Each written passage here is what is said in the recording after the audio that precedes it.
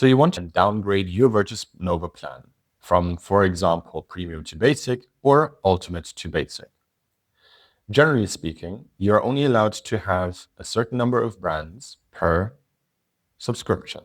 Therefore, you might be requested to, in the event of trying to downgrade your subscription, to delete, for example, surplus brands. In this video, I'll be showing you how to do just that. Generally, you can always click on Delete Surplus Brands or come to the top navigation menu here, where you typically navigate through all of your brands. Hover over one of these three dots and click Delete. Here you'll be requested to confirm that you do indeed want to delete this brand.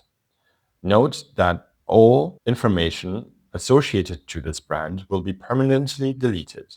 This includes scheduled and drafted posts, any connections to social media channels, as well as uploaded media, any audiences, ideas, etc.